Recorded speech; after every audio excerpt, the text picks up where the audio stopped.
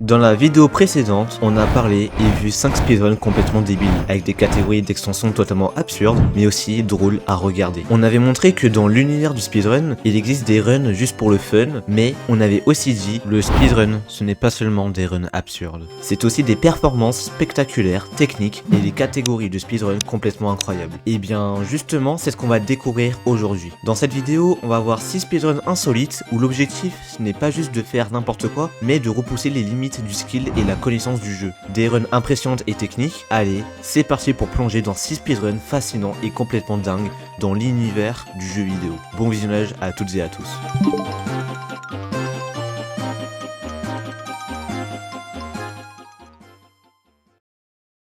Welcome to us. Click the circles. Osu, c'est un jeu de rythme populaire où le but c'est de cliquer sur des cercles, suivre des sliders ou spinner des cercles en rythme avec la musique. Il y a plusieurs façons d'y jouer, certains utilisent la souris, d'autres le clavier ou même un combo clavier plus stylé. Et surtout, il existe plusieurs modes de jeu. Le mode standard, c'est le plus connu, Taiko, Catch the Beat et Mania.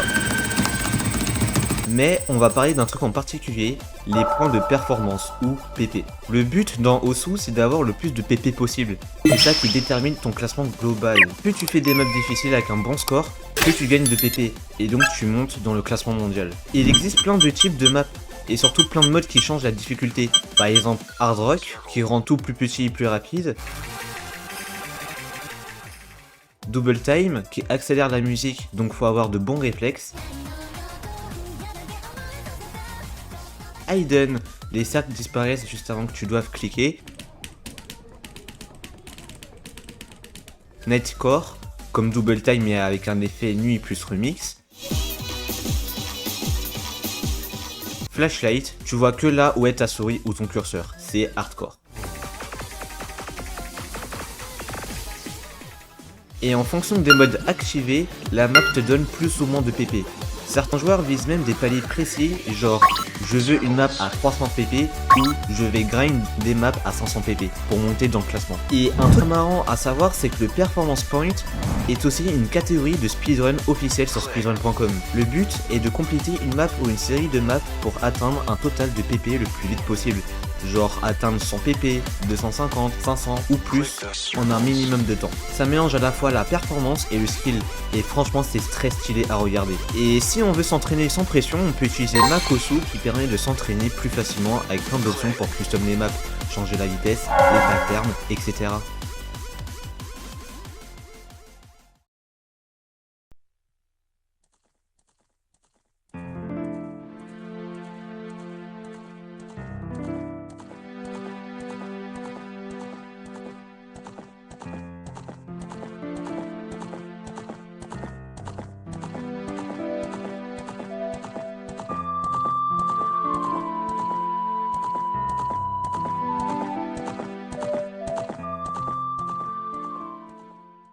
Le speedrun blindfolded consiste à terminer un jeu sans jamais regarder l'écran, en se basant uniquement sur le son, la mémoire et des repères précis dans les mouvements. Dans la catégorie 80% de The Legend of Zelda Ocarina of Time, l'objectif est de finir le jeu le plus rapidement possible, peu importe les moyens utilisés. Mais réussir cet exploit sans voir le jeu représente un tout autre niveau de maîtrise. Le runner doit connaître chaque séquence par cœur, jusqu'à la moindre frame. Il se repère en comptant ses inputs, en écoutant les sons, ou encore en utilisant la vibration de la manette quand elle est activée. Chaque action doit être parfaitement réalisée car chaque erreur peut désynchroniser toute la suite de la run. Pour voir comment le runner fait sa run, on va regarder une vidéo d'un speedrun. Allez, c'est parti, je vous emmène avec moi.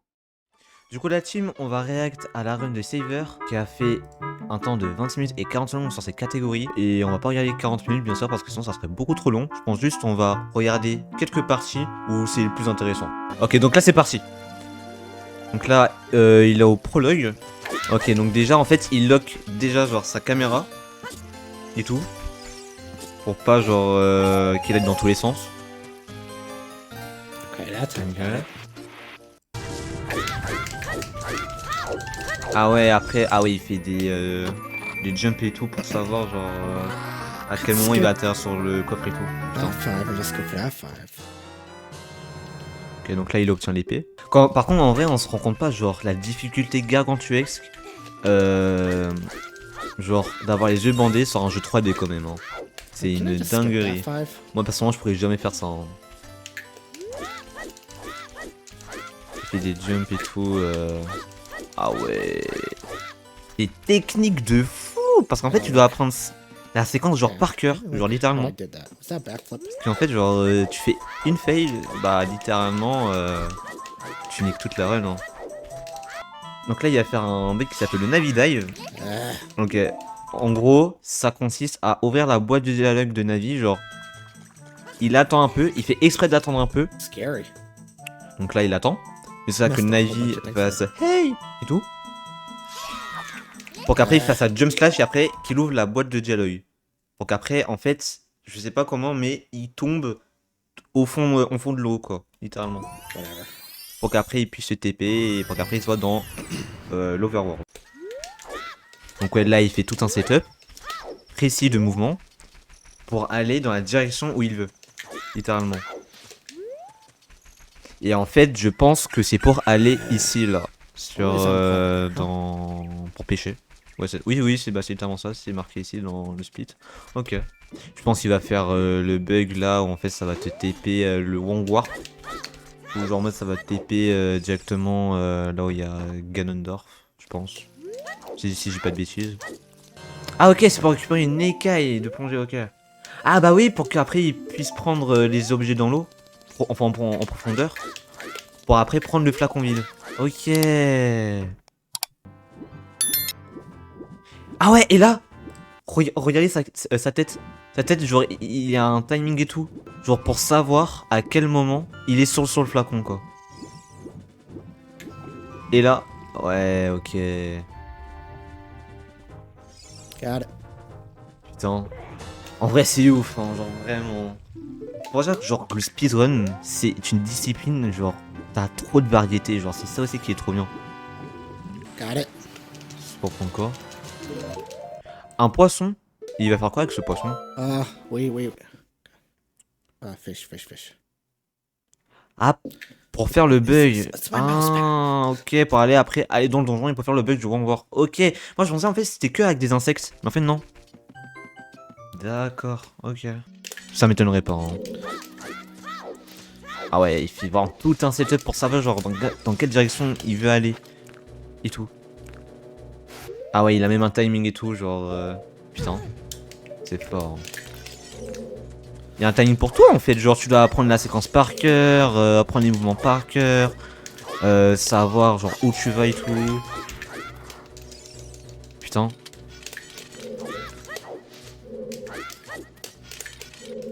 Waouh. Comme c'est compliqué hein. Ça demande des heures, même voire des mois. Ah ok.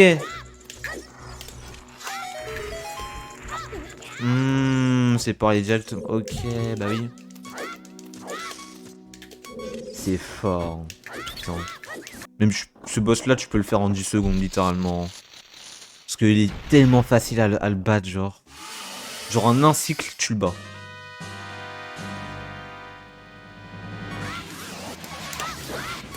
Oh, comment il démonte. Il a démonté. Or, starting to pace, because I actually got the one-trick pony. Ah, force à lui. It's gonna suck. Ok, et là, il va faire le bug du Wong Warp. Je pense.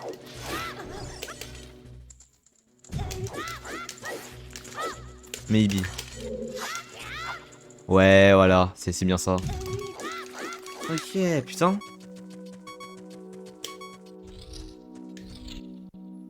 De toute façon, les speedruns, ça a toujours m'impressionné, honnêtement. Ah non, c'est là où il fait le... Ok, c'est là où il fait. Je pense que c'est genre il est mort volontairement.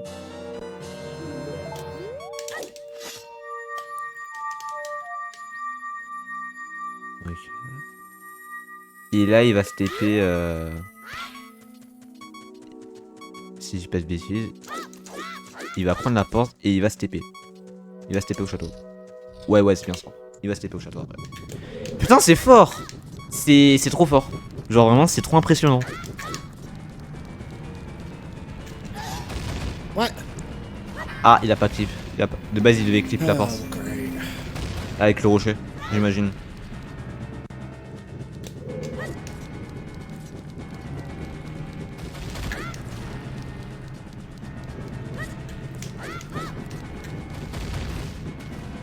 Ok. Ok, donc là, il s'enfuit, ok, tranquille. Ensuite, il bat le boss. Probably. Low 30? Yes.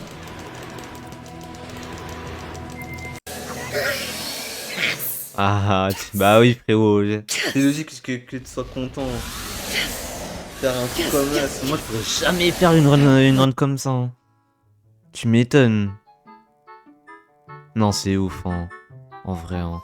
Le Blindfolded, c'est une run en fait qui est ouf de zinzin, genre vraiment. Personnellement, moi, je pourrais jamais faire ça parce que tu fais ça sur un jeu 3D, genre littéralement, c'est hyper compliqué et ça demande genre des heures, voire des mois, genre de pratique et tout ça, hein, pour pratiquer la run, etc., faire les setups et tout. Non, franchement, incroyable. Commençons avec une petite présentation rapide. Super Monkey Ball, c'est un jeu de plateforme où on contrôle un singe enfermé dans une balle et où le but c'est d'atteindre la fin du niveau en gardant le meilleur équilibre possible, tout en évitant de tomber dans le vide. Le jeu est connu pour ses niveaux super techniques et son exigence de précision. Mario Kart Wii, lui, c'est le classique des jeux de cartes. Des circuits ultra variés, des objets pour ralentir ses adversaires et surtout une communauté énorme qui continue de le poncer encore aujourd'hui, que ce soit pour du fun ou du speedrun. D'ailleurs, niveau record, Super Monkey Ball et Mario Kart Wii ont tous les deux des records du monde très impressionnants sur speedrun.com. Pour Super Monkey Ball, si on prend par exemple la catégorie Beginner, donc finir tous les niveaux de cette catégorie, le record est détenu par Kalumbal avec un temps de 1 minute et 26 secondes. Et pour Mario Kart Wii, si on prend la catégorie 32 tracks, le record est détenu par Logan US avec un temps de 57 minutes et 20 secondes. C'est-à-dire à quel point les jeux sont optimisés au maximum. Mais aujourd'hui, on va parler de TAS. Oui, encore. Un TAS, ou Tool Assisted Speedrun pour faire plus long, c'est un speedrun où on utilise des outils comme un émulateur par exemple, pour faire une run parfaite, complètement optimisée, souvent même au pixel près. Le but, c'est pas de faire un record humainement réalisable, mais de montrer ce qu'il est techniquement possible de faire si on avait des réflexes d'un robot. Sur Super Monkey Ball, le TAS est juste hallucinant. Les inputs sont calculés pour prendre des raccourcis traversés des niveaux en quelques secondes et enchaîner des tricks absolument impossibles pour un genre normal. Déjà que ce jeu là est très satisfaisant à regarder sans regarder la run de Kalumbal. Et sur Mario Kart Wii, c'est pareil, le TAS est fascinant à regarder car il utilise des glitches précis pour optimiser le temps au maximum. Par exemple le wall clip qui permet de traverser un mur et de prendre de la hauteur, s'ouvre même pour atteindre une autre section du circuit ou pour aller carrément en OOB, c'est-à-dire hors des limites du circuit. Et il y a aussi le super grinding, une technique où tu maintiens l'accélération avec A tout en spammant R, ce qui fait accélérer le kart de façon complètement abusée. Un bon exemple de ça, c'est sur le circuit Luigi où une team composée de Jello-Puff, AJ, Kiryu, Mario et Thomas a réalisé un BKT TAS, donc le meilleur temps connu en TAS, avec un chrono de 1 minute et 2 secondes.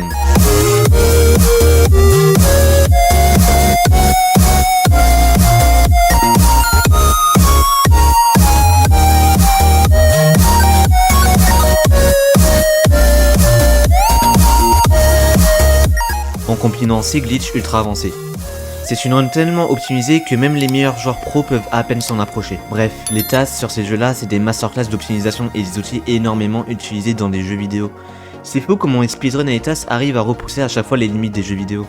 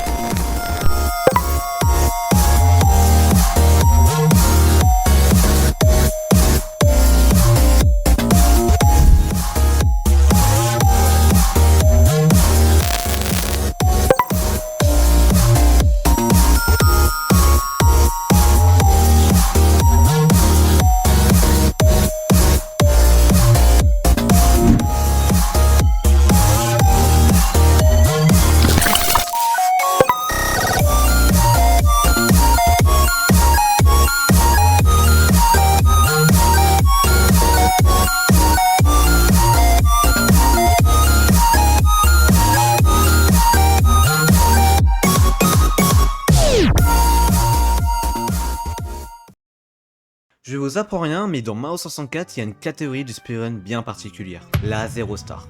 Le but, c'est de finir le jeu le plus rapidement possible sans prendre une seule étoile. Mais comment c'est possible de faire une run en 0 étoile alors qu'il en faut 70 normalement pour affronter Bowser? Eh ben, ne vous inquiétez pas car les speedrunners ont tout prévu. Ils utilisent un glitch qui s'appelle le LBLJ. Ce glitch permet depuis le lobby du château d'accéder au Bowser 1 grâce au backward long jump et ils utilisent ce bug à deux endroits différents. Le premier c'est aux escaliers du bas. Là, faut clip dans le plafond à un endroit bien précis, ensuite se retourner pour pousser le mur, faire un petit tour sur soi-même et une fois bien placé, il faut faire un BLJ comme ils ont l'habitude de faire pour aller au Bowser de fin et il faut spammer A 15 fois précisément ou il y a une autre méthode qui consiste à dire une phrase pour avoir le timing. La partie la plus galère c'est d'emmener Mario jusqu'à la porte de Bowser 1 sans perdre la vitesse pour réussir à clip dans la porte. Une fois dedans, il faut se retourner avec la cam pour revenir dans le lobby pour après remonter les escaliers avec A et si on a de la chance, on réussit à passer à travers la porte avec une vitesse de fou.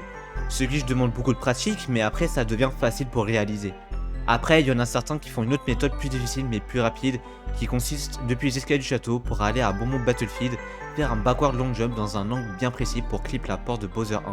Ce glitch s'appelle le LSBLJ, donc pour le Lobby Stairs Backward Long Jump. On voit qu'il y a énormément de façons pour réaliser le bug, et je pense qu'il y en a d'autres qui n'ont pas fini d'être découverts. De toute façon, ça ne m'étonnera pas personnellement car la communauté de Super Mario 64 en découvre toujours plus. Puis l'endroit suivant se trouve au sous-sol. Là, faut cliquer la porte où normalement on a besoin de 30 étoiles pour passer.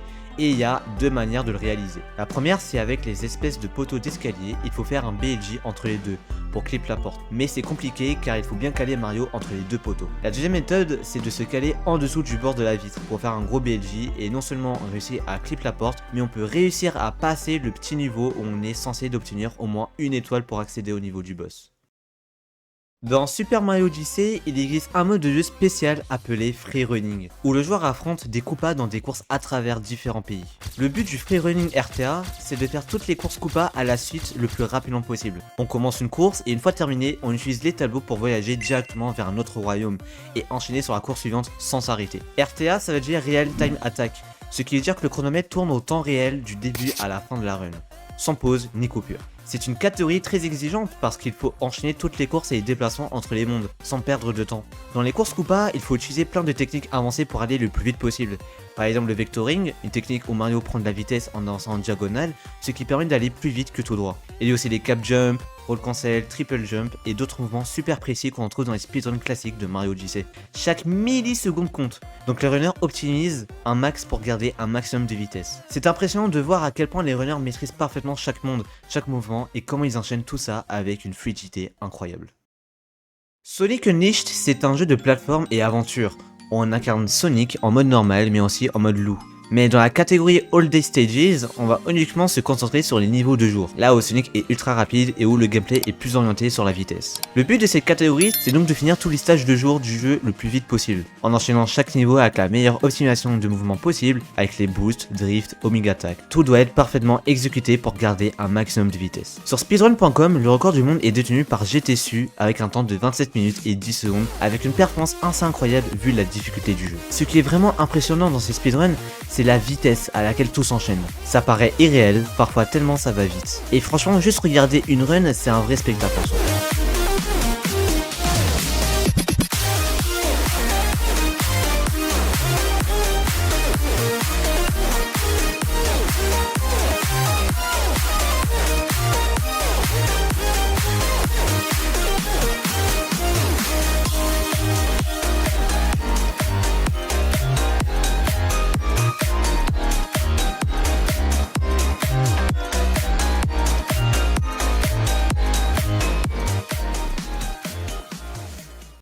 Voilà, c'était tout pour cette vidéo. J'espère qu'en tout cas qu'elle vous a plu. Si c'est le cas, n'hésitez pas à lâcher le pouce bleu et de vous abonner, ça me ferait super plaisir. Surtout qu'on vise les 500 abonnés. Dites-moi en commentaire quel speedrun vous a le plus plu. Et désolé si j'ai pris énormément de temps pour faire cette vidéo, c'est juste que je voulais prendre du temps pour moi et prendre mon temps dans cette vidéo pour qu'elle soit la plus quali possible. Donc j'espère que mon job, voilà, il a été fait. Aussi n'hésitez pas à rejoindre mon serveur Discord, on vise les 100 membres. Là-bas vous pourrez parler avec moi et avec la communauté. Et pour finir, n'hésite pas à me rejoindre sur Twitch. Voilà, je stream souvent là-bas. Surtout que je fais en ce moment un challenge sur Zelda Link's Awakening. Donc n'hésite pas à me rejoindre là-bas, ça me soutiendrait. Allez, merci énormément d'avoir regardé cette vidéo. C'était Jajou, allez, ciao ciao la team.